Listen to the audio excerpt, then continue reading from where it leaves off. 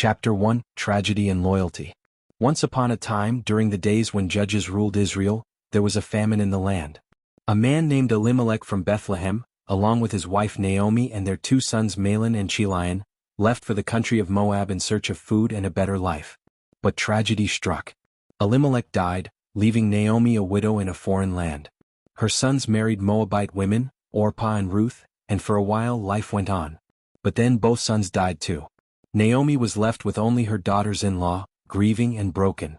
When Naomi heard the famine in Israel had ended, she decided to return home. She urged Orpah and Ruth to stay in Moab and find new husbands. Orpah tearfully said goodbye, but Ruth refused to leave.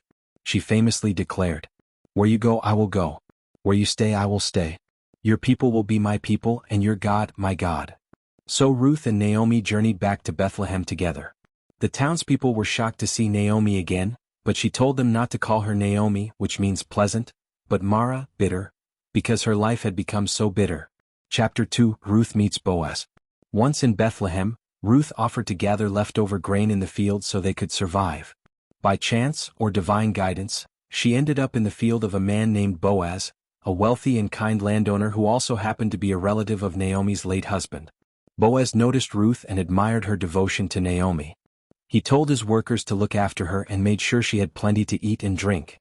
He praised her for her loyalty and bravery in leaving her homeland. When Ruth told Naomi about Boaz, Naomi was thrilled. She explained that Boaz was a kinsman redeemer, someone who could marry Ruth to carry on the family line and provide for them. Chapter 3, A Bold Request. One evening, Naomi came up with a daring plan. She told Ruth to wash, dress up, and go to the threshing floor where Boaz was sleeping after the harvest. There, she was to uncover his feet and lie down, a symbolic act of requesting protection and marriage.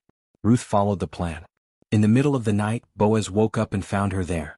Surprised, he listened as Ruth humbly asked him to spread the corner of your garment over me, a poetic way of asking him to be her redeemer. Boaz was touched. He praised her again for her kindness and her willingness to marry not for wealth but for family duty. He agreed to help, but first there was another relative who had the first right to redeem Ruth. Boaz promised to handle it the next day. Chapter 4, Redemption and Restoration. True to his word, Boaz met with the other relative in front of the town elders. When the man learned that marrying Ruth would also mean taking on responsibility for Naomi and her family's land, he declined. Boaz then declared his intent to redeem Ruth. The elders and people blessed the union, praying that Ruth would be fruitful and honored in Israel. Boaz and Ruth were married, and soon they had a son named Obed. The story ends joyfully. Naomi, once bitter and empty, now held her grandson in her arms. The women of the town rejoiced with her, saying Ruth had been better to her than 7 sons. And as a final note, the child Obed became the father of Jesse, who became the father of David, Israel's greatest king. Ruth's story reminds us that loyalty and faith can lead to unexpected blessings. What did you take from her journey? Like, comment, and follow for more Bible stories every day. See you in the next book.